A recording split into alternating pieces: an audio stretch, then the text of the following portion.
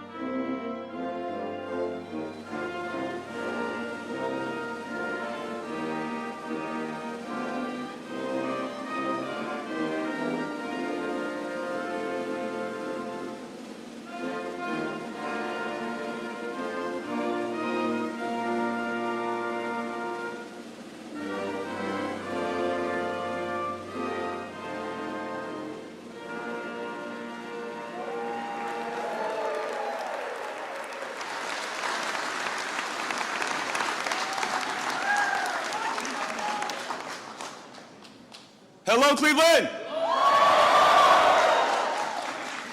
I gotta say, it's good to be in the House of Labor this afternoon, isn't it? You know, just last Thursday, I celebrated my 6th month as the mayor of this great city. And I gotta tell you, thank God we have a president in DC who wakes up every single day fighting for cities like Cleveland all across this country.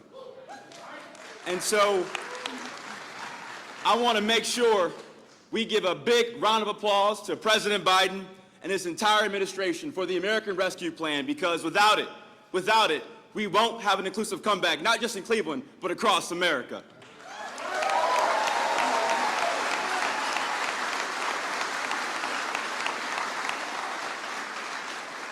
And I have my distinct pleasure and honor to introduce another mayor, a fellow former mayor, a fighter for the middle class, Congressman Richard Neal. Congressman.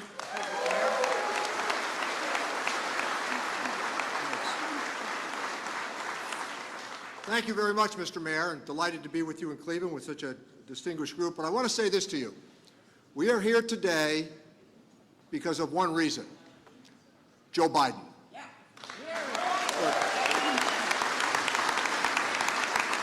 One thing that the other speakers will confirm, when the Ways and Means Committee and I wrote this legislation, for 2 previous years with the previous administration, they waltzed me for 2 years and never did anything about it. These are people that played by the rules. These are people that had not committed fraud or misdemeanors. These were people who took the position that we will, on a prescribed date, derive the benefit that we were promised based upon the fact that we postponed wage increases for retirement benefits. So the opening arguments on this, to my astonishment, started with they need to take a 40% cut. You can take a 40% cut when you're 22 years old. You can't take a 40% cut when you're 72 years old. And that's what, in the end, this was about. But to relive a couple of other big moments here, to sit in that Oval Office when we were getting ready to write the President's rescue package, which has worked splendidly, by the way. The states have money, the cities have money, the consumer is not in a bad way, even though there are many challenges. But to sit in that Oval Office, and I want to relive this for all of you. When I said to the President, Mr. President, I intend to put the multi-employer pension plan in your package, to have the President of the United States say, and I'm going to support you on this.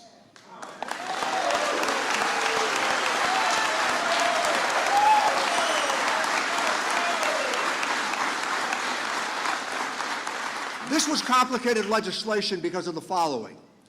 If we didn't do what we did, it would have taken down the PBGC.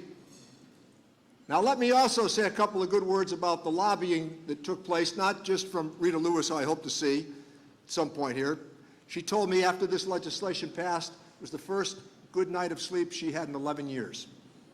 That's what happens in middle and older age, as you wait for the retirement plans. But I also want to thank Marty Walsh, the Secretary of Labor, a great friend.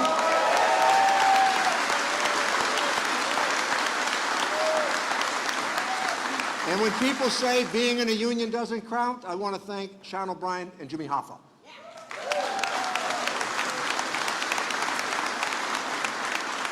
So we have this major legislative achievement. And by the way, I will just say this to you. I'm from the governing wing of the Democratic Party. You're expected to get things done, big things, right? And Joe Biden has been part of it in Ohio, in particular, Indiana and Michigan, and by the way, South Boston. They should all be very appreciative of Joe Biden's efforts in the Committee on Ways and Means. Now it's a real honor for me to introduce a colleague that I haven't been in Congress quite as long, but pretty close to it. But day after day, she was the conscience, along with Tim Ryan, Jared Brown, and others. She was the conscience, and Chantel, they were on me all the time on this legislation. Marcy Kaptur stayed after me and after me and after me every time I saw her on the floor, because she represents folks like you assertively, aggressively, and with honor. What a terrific friend she's been to me, Marcy Kaptur.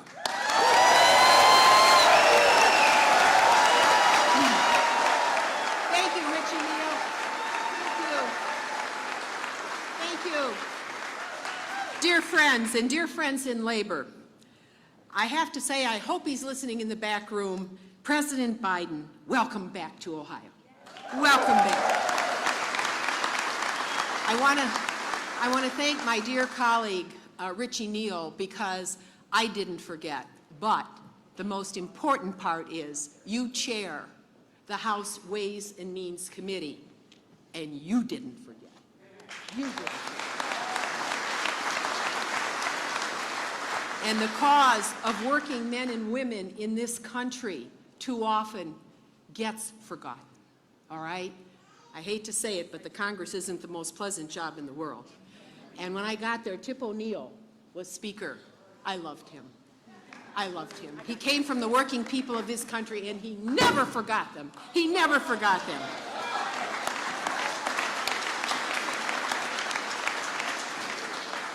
There aren't enough of us there, take my word for it.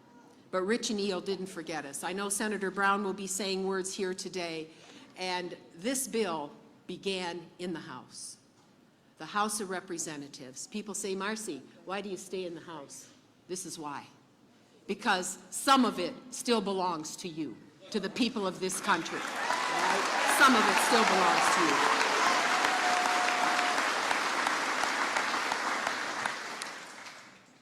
And in this part of America, we make, build, and grow the country. And this bill was a promise. It was a promise to you. It was the American dream.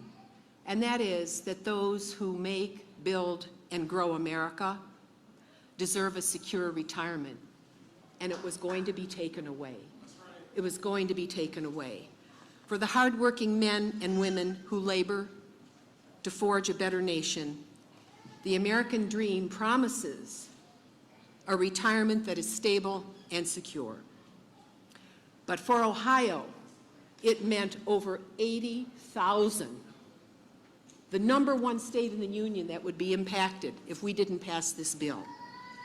80,000 here in Ohio, miners, talk about a hard job, truckers, iron workers, tradesmen and women would have their pensions substantially cut. I met so many of them. And across this country, millions of workers, pension insolvency. And if you think about it, Secretary Walsh, you know, you've been back to Ohio more than once. You've been the mayor of Boston, the leader of laborers across our country, and a Biden appointee. Thank you. Thank you for doing your job. Thank you for making sure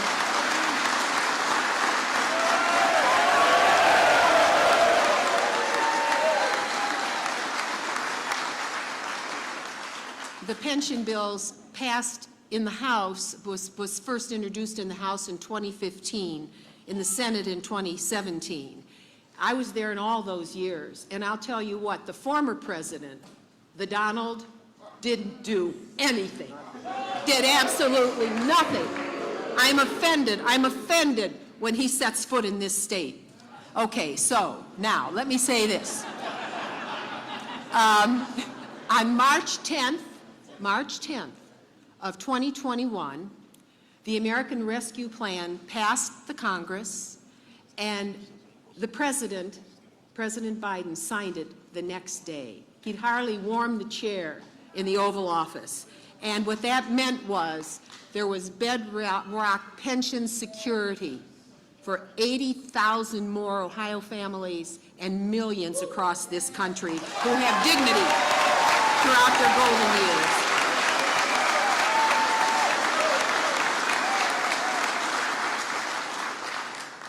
Those who built the middle class, and when President Biden was last in Ohio, he said this: the Midwest built America, and manufacturing and unions built the middle class. Right.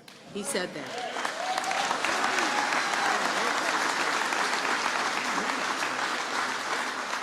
Retirement security is middle class security.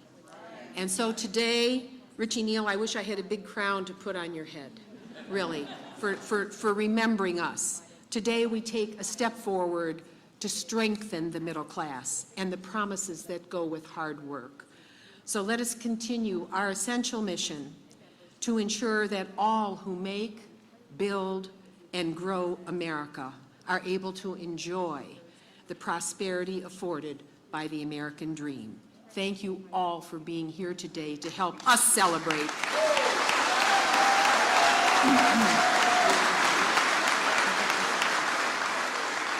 And let me introduce one of the newest members of Congress who's landed on her feet, and boy, am I glad to have her in the Congress of the United States, Shontel Brown.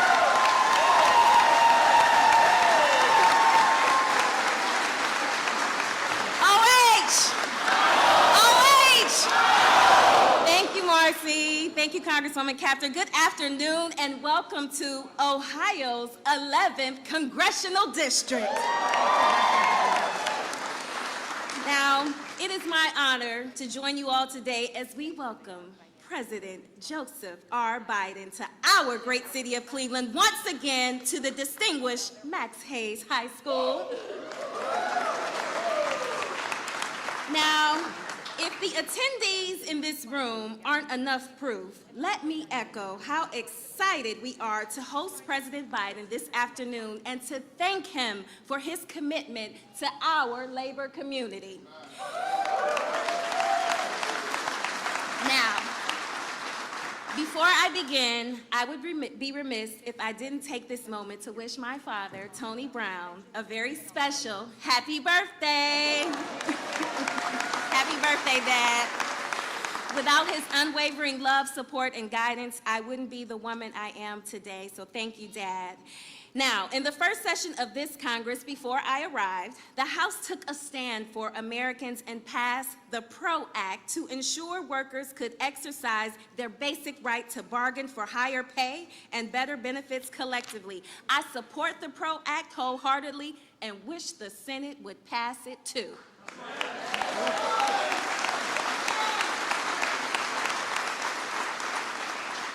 And thanks to my colleagues in Congress and President Biden, the American Rescue Plan Act of 2021 is still protecting hard-earned savings of more than 1 million retirees and preventing tens and thousands of businesses closing by stabilizing troubled pension plans. The talent in this room represents the strength and importance of our labor and our workforce development opportunities that lie ahead under President Biden's leadership.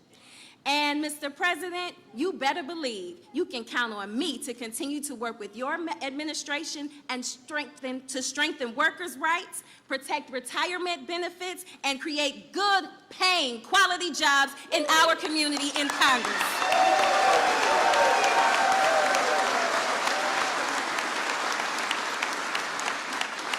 Today is another symbolic day for American workers, and I am thankful to work alongside President Biden and my congressional colleagues to create opportunities for you, our entry-level, frontline, and middle-wage workers who keep our community moving forward. And with that, it brings me great pleasure to introduce our Ohio Senator, serving 16 years, also affectionately known as my cousin, Senator Sherrod Brown, ladies and gentlemen.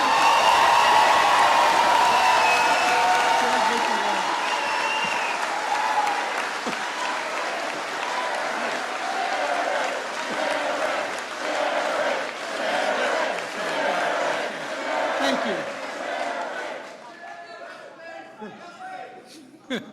Thank you, Local 4.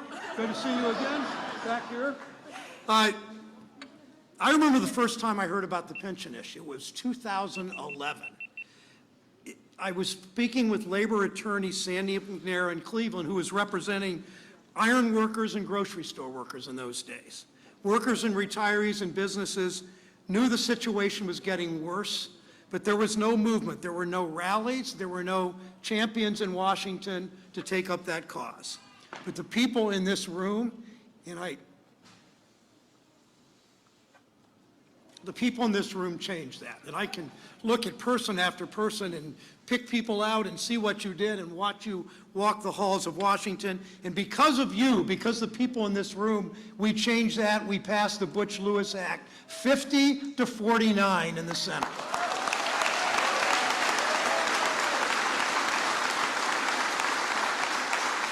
And after the House, thank you, Chantel. You weren't there yet, but I knew you would be.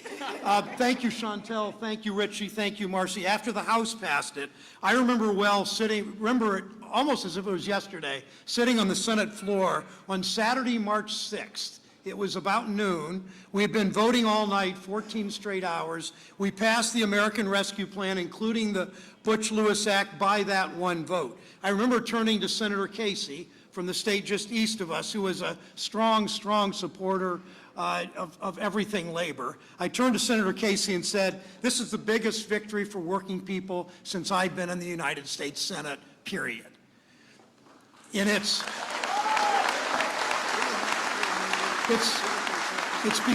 because of the people in this room.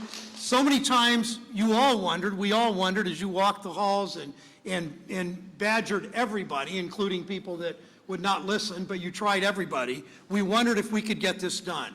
We knew that when Wall Street gambled and lost, they got a bailout. When big corporations came to Washington looking for tax cuts, they got a handout. But when working people's pensions needed saving, pensions you worked for your entire lives, that's where my Republican colleagues drew the line and said no. I was talking to the mayor, they don't understand what collective bargaining means, or they just don't care. You fought for these pensions, you bargained for these pensions, you gave up raises at the bargaining table every 3 years for these pensions, you earned these pensions, period.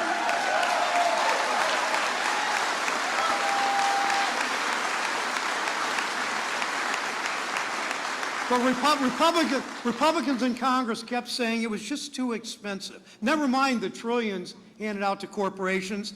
They said it wasn't priority. Never mind that more than 1 million workers and thousands of small businesses, and they're here today too, many of them, their livelihoods were at stake. Republican senators came up to me, and they came up to Marcy, and they came up to Richie, and they came up to a lot of us and said, you know, we're willing to help, but these workers, they have to have more skin in the game. They're going to have to take a 40 or 50% cut. Then we'll help. Neglecting the fact they had given up money at the bargaining table. Again, neglecting the fact that they had earned those pensions for decades. Never mind that the workers had sacrificed to earn those pensions. But you in this group, you in this audience never gave up. So we in Congress that were your allies and are your allies never gave up. The people in this room today came together, carpenters and Teamsters and bakery workers and iron workers, big companies and small family businesses, management and labor. And then 18 months ago, we had a new president. 18 months ago, we had a new Democratic Senate. I immediately called President Biden, as did Chairman Neal, and said, Mr. President, we have got to get this done. This is our chance. Now is the time we actually can deliver. In less than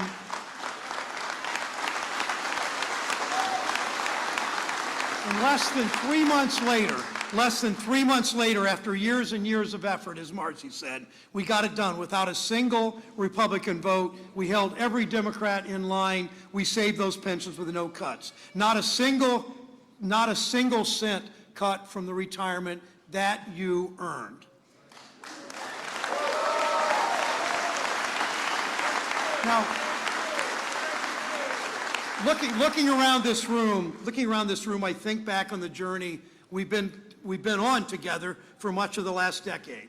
I think about Rita Lewis and think of the passion in her voice when she talks about Butch, her beloved late husband from Cincinnati, who we honored by calling the bill the Butch-Lewis Act. She could no longer help her husband. He had passed away, but she could fight for the hundreds of thousands of workers he had championed all his adult life.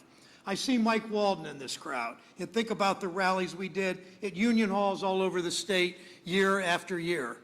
I think about Bill Martin and David Gardner, who were there in our field hearing in Columbus, testifying what this meant to their small businesses, Spangler Candy in Northwest Ohio, Nichols Bakery in Northern Ohio.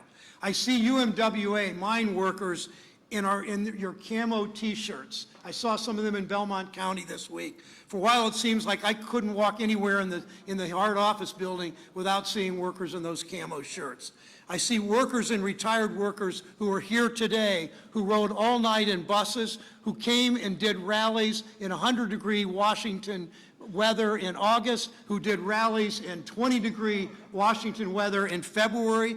I see one of my favorites. I see Roberta Dell, longtime shop steward, 43 years, local 20 Teamsters, Mr. President, Teamsters at Spangler Candies in Bryan, Ohio. On March 12th, President Biden signed this bill, including the Butch-Lewis Act. 2 weeks later, Roberta finally retired. She was just waiting for this bill to be signed.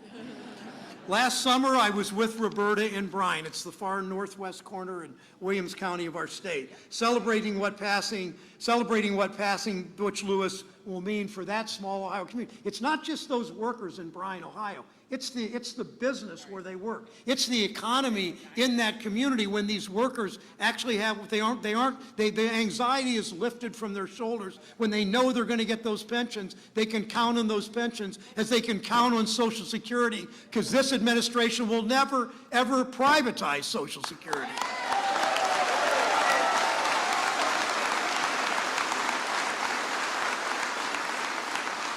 And Kirk Vayshaw at Spangler, who's here today too. Spangler now is expanding their production line and will hire more workers in Northwest Ohio, again, because of this bill.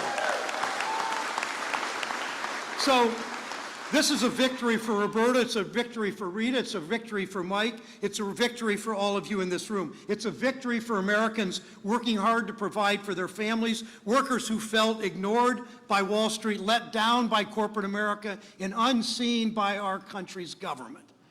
This is for you, this is our commitment to you. With this president in the United States of America, we keep our promises to working families, period.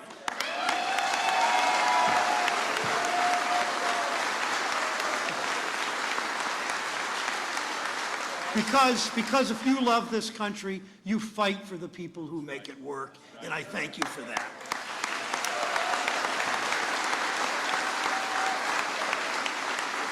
My pleasure to bring forward former president of Labor's Local in Boston, former mayor of Boston, now the Secretary of Labor. Just contrast Secretary Walsh, card-carrying union member, with his predecessor, who spent his career at a law firm trying to bust unions. Think of the difference in how we now have a Secretary of Labor. every time I call him, every time Marcy or any of us call him, every time the mayor, we know we have a friend of labor in that job, at NLRB, at DOL, for worker safety. We know he is there for us.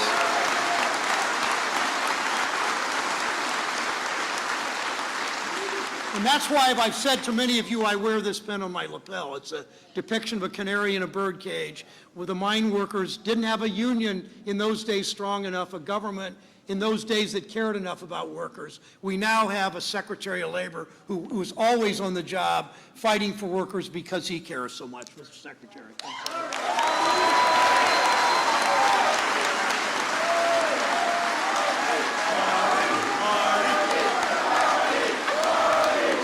Thank you, brothers and sisters. Thank you. Let me just, first of all, as all the speakers, as everyone was speaking today, a lot was going through my head as I looked out here. I saw a lot of faces that could have been from Boston in my local union, that were retirees and young people and families and kids and mothers and fathers, and that's what I see when I look out in the crowd today. I want to thank Senator Brown for his tireless advocacy. You know, I didn't know Senator Brown too much until I became Secretary of Labor. Obviously, I knew who he was and what he's all about. There is very few people that's as passionate as he is about working rank and file members in the United States. So I want to thank the senator. I want to thank his cousin, Congresswoman Brown. You know, she came up here and talked about being new and talked a little bit about not being able to vote on the American Rescue Plan. We know where she would have been. But she has the spirit, and she is going to be an incredible advocate for years to come for the labor movement here in Ohio and across the country. So, Congresswoman, thank you very much.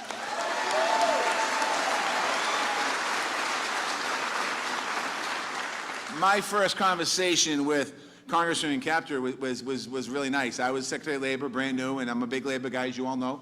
And she called me up and she started telling me what I have to do for her state of Ohio. And again, her passion, just her courage, what she does, what she stands for. Ohio, you're lucky to have her. Thank you, Congresswoman, for being here.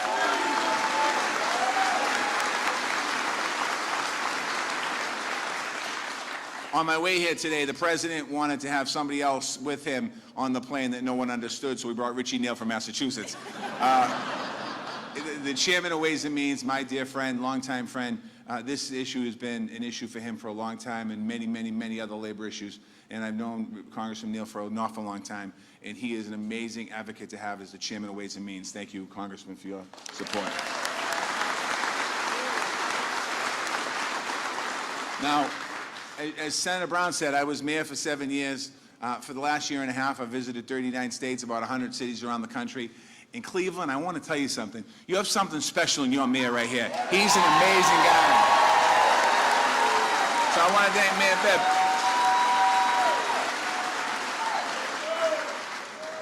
To all the union members in this room, I think almost everybody's a union member, or you're married to a union member, or you're a spouse of a union member, or whatever it is. It's great to be here with you. As the senator said, I'm a proud member of Labor's Local 223 in Boston, Massachusetts. My initiation date is June 30th, 1988. My dues are paid up, and certainly that's been a big part of my life. To the younger members in this room today, I want you to understand something. I say this all the time. You have a union book in your pocket. You're able to be part of a union. But it's the people that came before you, the men and women that came before you, that we're standing on their shoulders. And I'd like to ask all the retirees to either stand up or raise your hand, because we want to thank you and your spouses for being here today.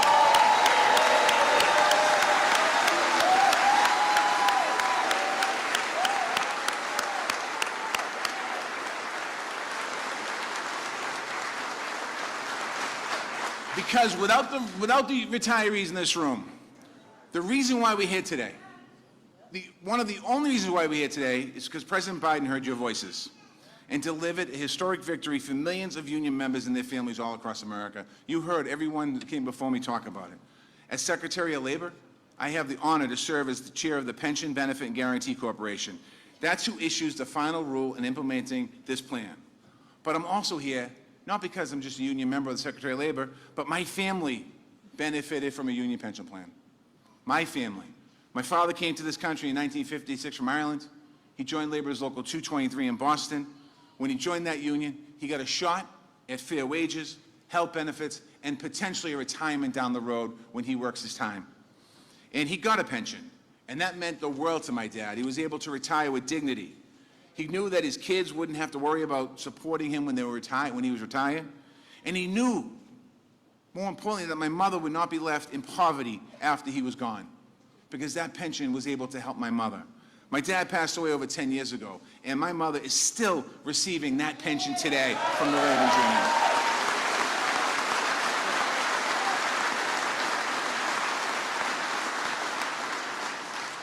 The labor movement helps families like mine join the middle class, and pensions help families stay in the middle class. You bargain for them. You work your life for them. You count on them. You deserve them. And that's what President Biden believes. And that's what he's delivered. And that's what it's all about today being here. You know, President Biden, I've had the chance now to know him for a long time. I met him in 1997 when he was a senator from Delaware. And I had a chance to get to really know him when he was the Vice President of the United States of America. And when the President called me up in January of last year, he called me up and said, "Marty, I'd love you to be my Secretary of Labor." And I said, "Mr. President, I'd be honored to be your Secretary of Labor." And from that moment and before that, President Biden understands the plight of working people. He understands the challenge that working people face every single day. He understands when people are laid off. He understands when people are on unemployment. He understands when people don't have enough hours for health care. He understands when you don't have enough hours for your pension benefit. He understands all those things that you fight for every single day. And many of you in this room have gone through your own life throughout your career. Times weren't always good. There wasn't always plenty of work around. There wasn't always a historic infrastructure bill that was going to create millions and millions of jobs in the United States of America with good labor conditions in it.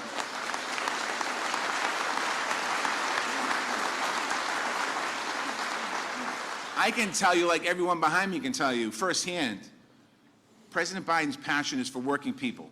And he does it every single day. I see it in his belief in the labor movement every single day. When the cameras are off, most importantly, the President will talk to me in the Oval Office, and he'll often say to me, "You know, Marty, this is the House of Labor. The White House is the House of Labor. It wasn't always that way, and it's not always that way." On issue after issue, whether it's project labor agreements or apprenticeships, infrastructure for good jobs, equity for workers and women of color, and women and workers of color, I should say, the President says we need to make sure this is a level playing field for everyone, that the scale's not tilted one way or the other. He talks about that every day. He supports the right to organize. He supports the right to collective bargaining. And he supports, more importantly, a pathway into the middle class, and he knows those first two get you into the middle class, collective bargaining and organizing.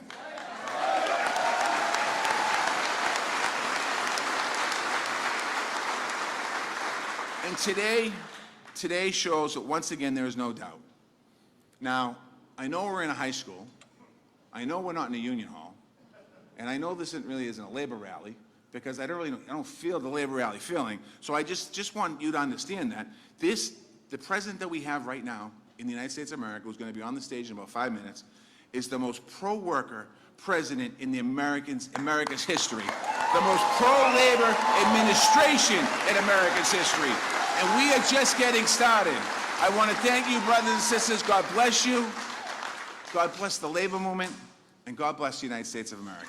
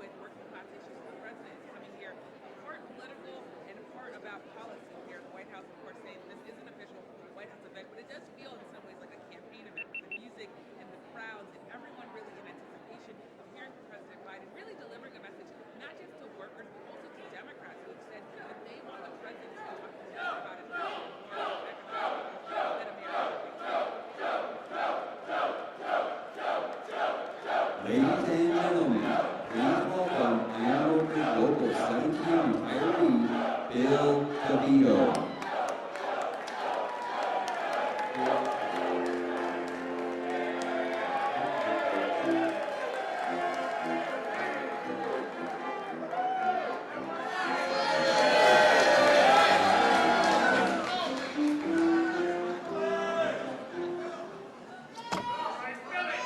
They say they want us to be really upbeat. I would like anyone to come to an Ironworkers Local 17 meeting.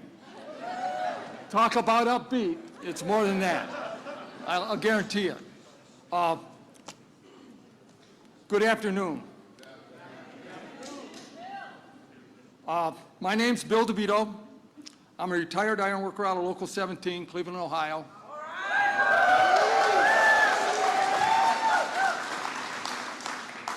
I'll get some flack for this one. I joined the Ironworkers in 1973 and worked in the trade for nearly 40 years. Been retired from about 2012. I get teased about that. At that time, our pension plan was in trouble in 1912. Things were having problems. Local 17 funds were barely surviving the last recession. And just like a lot of people, we were struggling. Our pension plan was failing,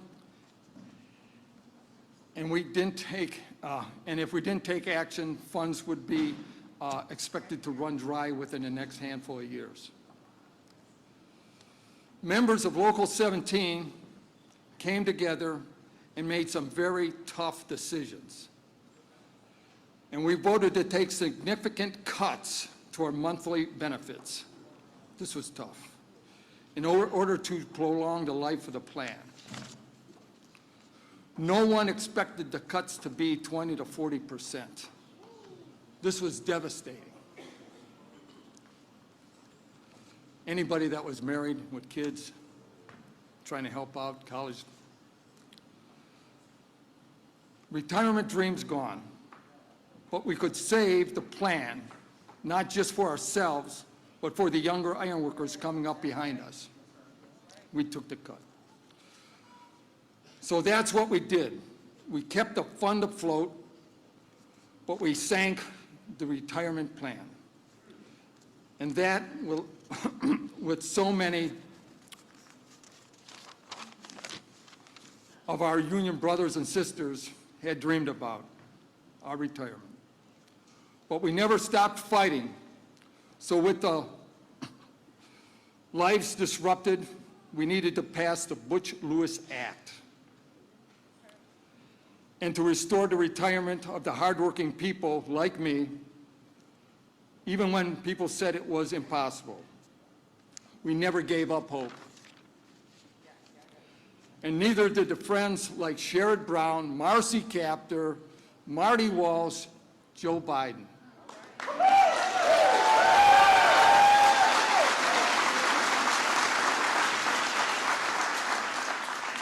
I just about shook their hands off when they were back there.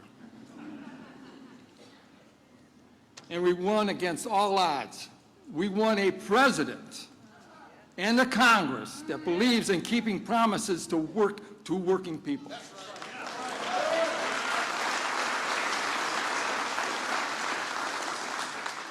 As president, Joe Biden has done more for unions than any president that I can recall. And I've been around a long time. Just look at this gray hair. Workers like me and unions like Ironworkers Local 17 have been promised quite a bit over the years, but no other administration has done anything to help our pension funds, regardless of any promises that they've made. The American Rescue Act is important for working families, just like mine. Here in Cleveland and across the country, we work hard for every dollar we earn. But some days it feels like the odds are stacked against us. Even in retirement, we hear about banks, big corporations getting huge tax cuts and breaks. or collecting a bailout when they get into any kind of trouble. But the blue-collar guy, like me, people in this room, we don't get breaks like that. It's pretty incredible that it's not something you heard about, such a happy ending with the act that had been passed. I am a recipient of the ARPA support for multi-employer pension plans.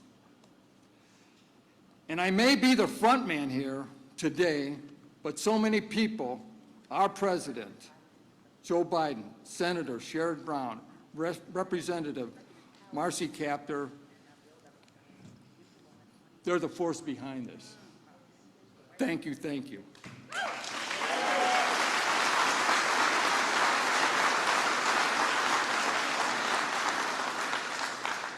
And the hardworking men and women of the American labor movement have worked for so many years. They are the real heroes. And now it's my great honor to introduce the man who made this day possible. Many politicians promised, dangled, and delayed pension rescue. Joe Biden delivered.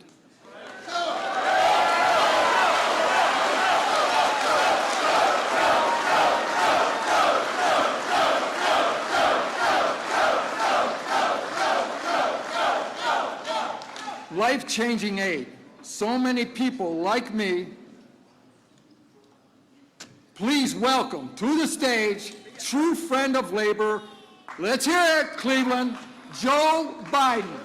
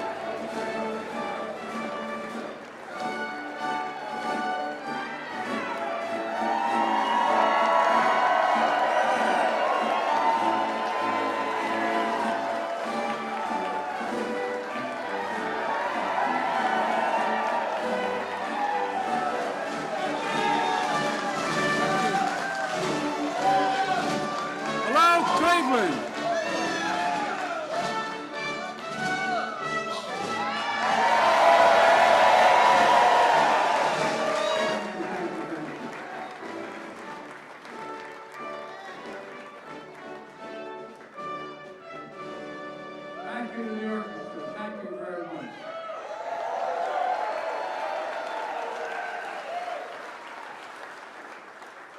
Well, let me start off by saying I'd get in trouble with my mother were she here if I didn't say it.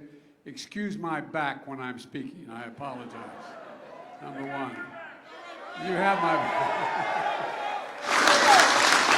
Hello, Cleveland. Before I begin, though, I want to make one serious comment about the shooting and the death of Jaylen Walker. The Justice Department and Civil Rights Division of the FBI Field Office in Akron, Ohio, and the local U.S. Attorney's Office are closely monitoring and reviewing what happened. The FBI continues to coordinate with state and local partners to provide resources and specialized skill.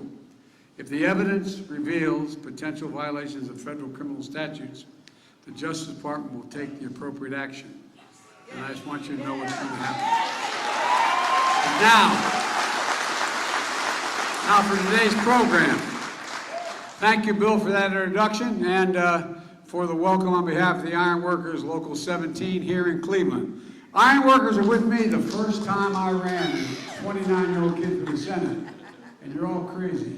I'll never forget a guy named Tommy Schrank, who was the president of a local in Delaware, and he said, let's go out and meet some of the guys and women. We went out to a built construction site. We went up a makeshift elevator, went up 13 floors. They're sitting on 18-inch beams eating their lunch. I'm thinking to myself, my God, these guys are supporting me. but they're the guys I grew up with. You know, the people you heard speak earlier today, and I apologize, I'm going to repeat some of what they said. But you know, we all come from the neighborhood. We all come from, no, I mean it. I was born in Scranton, Pennsylvania, which was a union town, mostly coal mine union town, a lot more. My great-grandfather worked in the mines, was a mining engineer, and everybody there was only one word you heard most often in my family. Not a joke. Most important word. It wasn't unions, it was dignity. Dignity. Everyone's entitled to be treated with dignity. My dad, then we moved to a little town. When Cole died, we moved to a town called Claymont, Delaware, just across the line from Pennsylvania, where the Delaware River bends. And you know, used to have over 6,000 steel workers. We're steel. It's all gone now, all of it gone. Used to be a company town, literally. The hills were all company stores, company buildings, but it's gone. And the union movement began to just crumble in Delaware and in Claymont. And my dad never belonged to a union, but I say this to the front end. My dad was a salesperson, and he came down from Scranton when Cole died. He wasn't a coal miner, but he worked in sales up there. And I'll never forget, we lived in a 3-bedroom split-level home, like a lot of suburban areas developing in the early 50s, mid-50s. And there were, I think, 38, 40 homes. And we had 4 kids in the family and a grandpa living with us, and mom and dad. And the walls were thin. And my dad, one night I could tell he was really restless. I could hear him and sort of not banging, but leaning up against the wall, the room in my room. Next morning I asked my dad had an expression. He said, "Joey, you never complain and never explain. Just get up. Just get up." And I was wondering what was wrong. And I asked my mom. She said, "The company says no pensions. No pensions." And so, you know, a lot of you come from families like mine. A lot of people stood behind me. Richie Neal from the state of Massachusetts. He is, as my uncle would say, Richie is union from belt buckle to shoe sole, man. And but all the folks you heard speak today care about it, because we know what it's like to be deprived of your dignity. We know what it's like to have a father or a mother have to put their head down when they know they can't afford a thing for their kid that they need, whether it's a prescription or whether it's just plain being able to go off to school. And the point I want to make is this. We all understand this. And when I ran for office this time, and I've been a union supporter for my whole career, but I made a promise. I mean it sincerely, and Marty knows this. I guaranteed when the Fair Labor Standards Act was passed, and back in the 30s, and Roosevelt came along, it didn't say unions are okay. It says we should encourage unions. Encourage unions. Because when unions do well, everybody does well. Everybody does well. Not a joke. Not a joke. So here's the deal. The deal was quite simple. When I ran, I was criticized for the basis upon which I ran. I said I'm running for 3 reasons. 1, to restore the soul of America, the decency and honor of this country. And 2, to rebuild the backbone of the country. The backbone of the country are the working women and men, the middle class. And you know, there's a middle class for one reason: American unions. That's the only reason there's a middle class. Not a joke. That's a fact. Not a joke. And when the middle class does well, everybody does well. People have a way up, and the wealthy still do very well. And so, folks, the 3rd reason I ran was to unify the country. De-unify it. That's been the harder part of it right now. No, I'm serious. Because we've become so divided. So divided in this. But one thing we were divided on when we ran. And, you know, I want to thank Mayor Bibb for the passport into the city. But we were divided on the question we're celebrating today. And, folks, how about actually having a union guy as Secretary of Labor? Isn't that something? Thank you, Marty. And I know we have a fantastic Secretary of Housing and Urban Development, Cleveland's own Marcia Fudge. She wishes she was going to be here. I'm also honored to be here with Senator Sherrod Brown, a great champion of working folks. He really is. He really is. And thank you also for the incredible Democratic members of Congress here. Marcy Kaptur, God love you, Marcy. You are the best. She does it all, unions and foreign policy. And foreign. You think I'm joking? I'm not joking. She really knows more about foreign policy. She's forgotten more than most members of Congress know. And Chantel Brown, just remember me when you're president, okay? All right? Congratulations. Look, and Richie Neal is not only a strong union supporter and been a great supporter of this legislation, but he's chairman of the most powerful committee in the United States Congress, the House Ways and Means Committee, the guys with the money, the guys with the money. And he's led on labor issues for decades. You know, while they couldn't be here, I also want to thank Senator Tim Ryan, future Senator Tim Ryan.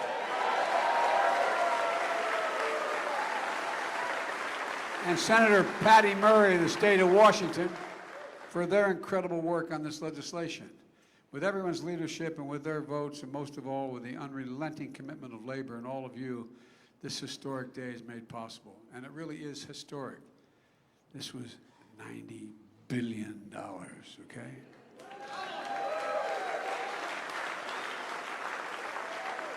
But is small in comparison to the bailouts of businesses and major corporations and banks. And folks, I'm here today to talk about the issue that affects every single American in their retirement. People around the country wake up every day wondering whether they've saved enough to provide for themselves and their families before they stop working. Working a job that provides basic dignity, a good middle-class job you can raise a family on, a job that provides a dignified retirement and will give you peace of mind. Think of all the people, and many of you went to bed at night putting your head in the pillow and saying, am I going to be all right? Is my family going to be all right? Is my wife or my husband or my child, they're going to be okay? It's a dignified retirement with your spouse or the home and your community you worked and lived for your whole life. But the reality is, for so many people, the goalposts keep moving. Unfortunately, that's probably Trump calling me. I hear that sound there. Unfortunately, this happens to people who need it most, working people in this country. A lot of politicians like to talk about how they're going to do something about it. Well, I'm here today to say we've done something about it. And I've kept a promise. I campaigned to restore the backbone of this country, the middle class and unions, because I know this. The middle class built America and unions built the middle class of today. I'm keeping a promise, one of the most significant achievement union workers and retirees have received in over 50 years, and that's not hyperbole. For years and years, union workers have been driving trucks from factories to stores, bagging your groceries, constructing the buildings, bridges, roads we need, and so much more. The ironworkers, bricklayers, carpenters, laborers, plumbers, truck drivers, musicians, I might add, food workers, and so much more. And with each paycheck you earn, their employers put money into their pension plans. These workers work hard today to secure retirement for tomorrow. That's what it's all about. Now, a lot of businesses aren't able or willing to run their own pension plans.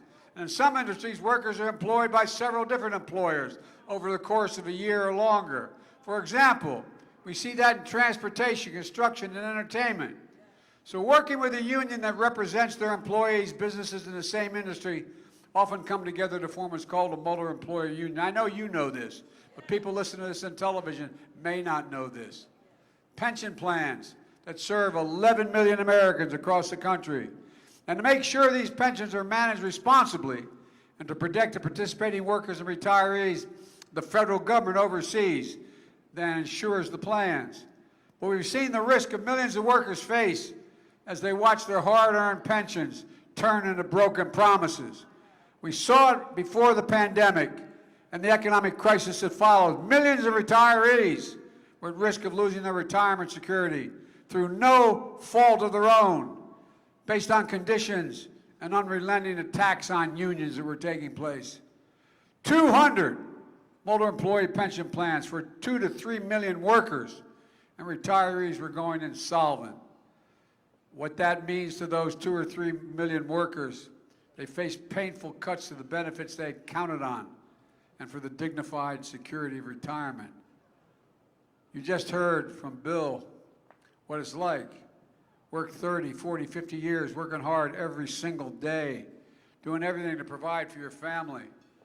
Track every dollar of that paycheck for groceries, mortgage, and hopefully for family vacation maybe one day.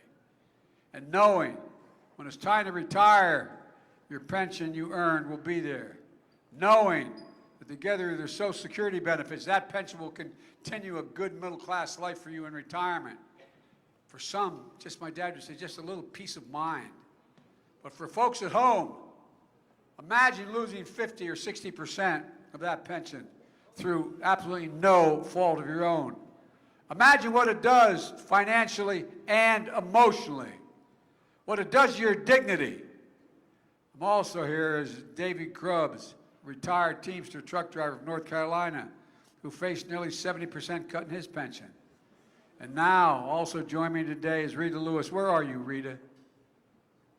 Rita's here somewhere, I'm told. She stepped out. I don't blame her. You know, she's Butch's widow. Their anniversary's coming up in a couple days. Childhood sweethearts. Butch was a ball player drafted by the Pittsburgh Pirates out of high school, but he enlisted in the United States Army instead. Special Forces, Army Ranger, served in Vietnam. Earned, like my son, the Bronze Star. My son did not win the Purple Heart, but in the Purple Heart. Came back home to Rita, settled in Cincinnati. Became a trucker, represented by the Teamsters, and then president of his local. Known as an honorable, honest, and decent labor leader, Butch faced severe cuts in his pension, and he became a fierce advocate of protecting the pensions of his fellow workers. Butch died more than 6 years ago, and Reed has carried on his legacy ever since. And with Democrats in Congress, I might add, and Marty Walsh's leadership, we brought the Butch Act. We fought for the Butch-Lewis Act to protect pensions for millions of workers and retirees. As candidate for president, I argued for its passage and promised when it passed I would sign it. And that's the promise I've kept when I included the Butch-Lewis Act in the American Rescue Plan. Now, multi-employee plans will remain solvent for decades and come at least until guaranteed till 2051. Those retirees who lost their benefits will have them restored retroactively. We turn the promise broken into a promise kept. It matters to workers, it matters to their families, it matters to the country. You all remember what the economy was like when I was elected, a country in a pandemic with no real plans how to get out of it, millions of people out of their jobs, families in cars, remember, backed up for literally miles, waiting for a box of food to be put in their trunk, just a box of food to be put in their trunk because they didn't have enough to eat. The previous administration lost more jobs in its watch than any administration since Herbert Hoover. That's a fact. All based on failed trickle-down economics that benefit the wealthiest Americans and hit the middle class and working people the hardest. But we came in with a fundamentally different economic vision, an economy that grows from the bottom up and the middle out.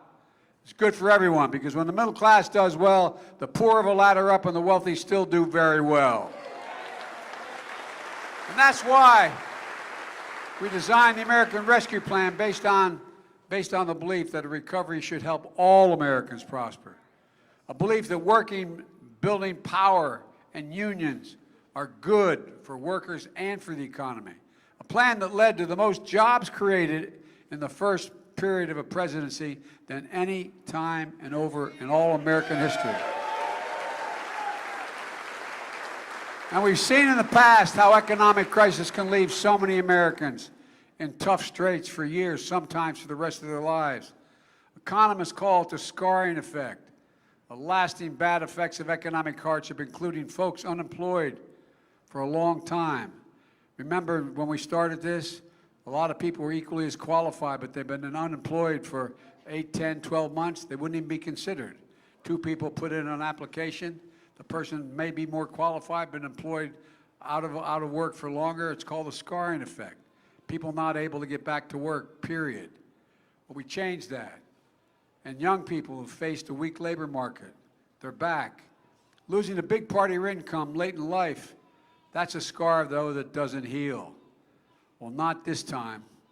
Long-term unemployment and youth unemployment dropped at a record pace. With today's actions, millions of workers will have the dignified retirement they earned and they deserve.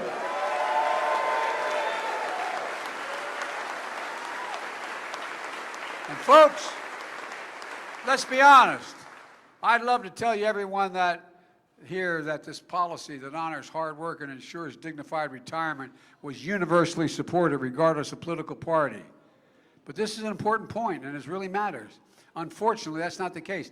Not one single Republican, this is what I'm talking about. Not one single solitary Republican voted for the Butch-Lewis Act or this legislation. And folks, I can tell you, those of us I was in the Congress a long time, and the people are still in the Congress, there's ones who wanted to, but they were afraid to. Because the Trumpers would literally take them out. Not a joke. That's how bad it's gotten. We've got to change it. We've got to change it. In fact, when this bill was moving through Congress, Republicans called these pensions, quote, rat holes. That was their phrase on the floor, Reverend. Rat holes. Who do they think they are? Who do they think you are, for God's sake? And my predecessor had a chance to act, but he didn't have a commitment to you or the courage to stand up to his own party to get things done, dismissing and ignoring the forgotten people he promised to help. Remember how he's going to help working class folks? But tax cut for the wealthiest Americans. They had no trouble passing that. They passed a $2 trillion tax cut, not a penny of which was paid for, increased the debt by $2 trillion. The vast majority of people making the top 1% of income, the biggest corporations, and their biggest cheerleaders in that $2 trillion tax cut. And again, disproportionately benefited the wealthiest Americans. Protecting a system in which, for example, the 55 of the largest Fortune 500 companies in America pay zero in taxes, zero. They made $40 billion, didn't pay a single penny. The party that chose to make life more comfortable for the already comfortable disparage and oppose retirement security for working people. And now when Republicans actually do offer a plan, they finally, I'm not joking. Ask yourself this question. What is a Republican platform going to this campaign? No, I'm being deadly earnest. I'm not trying to be political, just a fact. Well, they have a guy who is the Rick Scott from Florida, who heads up the Republican campaign committee. He put out the plan.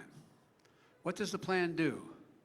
It makes the tax system less fair by wanting to tax everybody making under $100,000, significantly more on average, a lot more money. It actually raises taxes on those working families because he thinks you don't pay enough in taxes already. No, not a joke.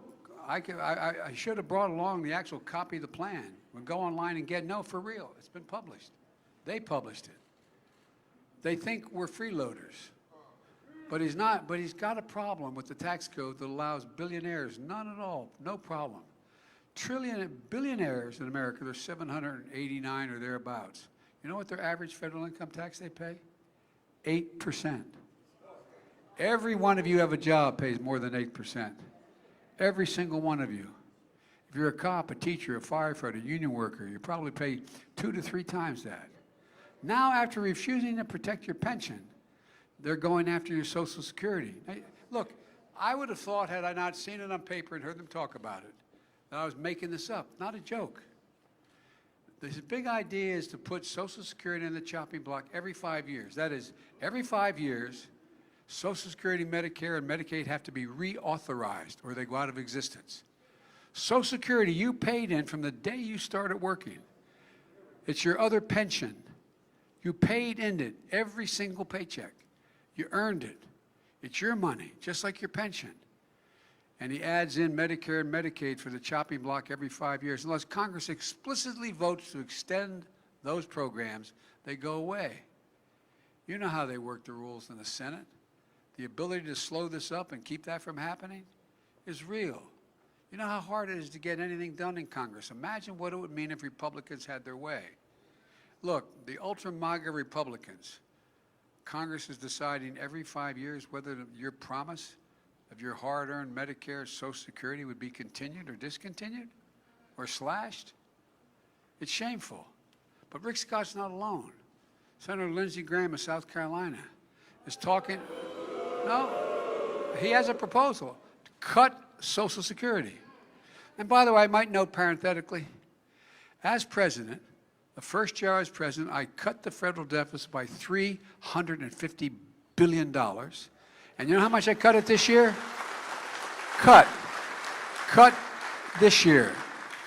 By the end of September, I will have cut the federal budget by $1,400 billion. Cut the deficit. So they start talking about you being big spenders. There's a point to that. But here's the point. Republicans are talking about privatizing Social Security. Privatizing Social Security. No, this is not a, we used to hear this stuff and think they didn't mean it, but they've written it down. The senator from Wisconsin, Ron Johnson, promised again that if they regain power, they're going to get rid of the Affordable Care Act. What does that mean? It means that any of you who have a pre-existing condition will automatically lose insurance because the insurance company will be able to, right now, because of the Affordable Care Act, no one can be denied insurance because they have a pre-existing condition. It's the only thing that, no. By the way, we're talking 90 million people with pre-existing conditions, gone. They tried to do it about 17 times under Trump. We're able to stop them. But folks, this is a different world. I don't know where they live. No, I'm not joking. That's why elections have consequences. That's why they matter. And that's why what we're doing here is so important. Let me close with this. We made incredible progress on the economy from where we were a year and a half ago. We got a long way to go because of inflation, because of I call it the Putin tax increase. Putin because of gasoline and all that grain he's keeping from being able to get to the market. Now I'm fighting like hell to lower costs on things that you talk about around your kitchen table. My dad used to say, at the end of the day, it's just when you sit at that table, do you have enough money to pay for everything you need? Not a lot over, do you have enough money to pay for everything you need? Well, Republicans do nothing to obstruct our efforts to lower your gas taxes. I propose that. I've asked the Congress to eliminate the federal gas tax for the next, as long as this crisis goes on. Lower food prices, lower health care costs, hopefully soon lower your prescription drug costs. By the way, you got a Republican leader in the United States Senate. I was able to work out something with Intel. They're going to provide for over 7,000 jobs in this state out of Columbus.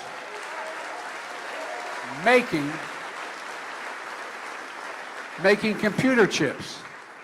Well, there's another bill that if we get it passed, and my guys are working like hell to pass it, it'll create another $100 million in investments in Ohio, creating more jobs. But you know what? You know what the Republican leader is saying? If, in fact, we pass the law that says Medicare can negotiate drug prices like they can for the military, if, in fact, we pass the plan that says we're going to raise taxes on multimillionaires so they start paying their fair share, he's going to block the passage of the legislation that will provide for another $100 billion invested in this state. Folks, this is not right. This is not right. And that's why this election is going to be so darn important. The key is that we just have to remember who built this country. I know I remember. Tomorrow, I'll be awarding the highest honor that can be given to a civilian, the Presidential Medal of Freedom, to our dear friend, the late Rich Trumka, who fought so damn hard to for the protection of these pensions. He once said, unions, quote, "We do America's work. Unions do America's work." This 4th of July, let's remember, who is the backbone of this country? It's you, the American worker. I promised you I'd be the most pro-labor, pro-union, pro-worker president in our history, and there's another promise I'm going to be keeping as well. So let me tell you something. There's no other place I want to be than right here with the workers in this room and the workers that build America. I see you, I hear you, and I'll always have your back, I promise. God bless you, and may God protect our troops. Thank you, thank you, thank you.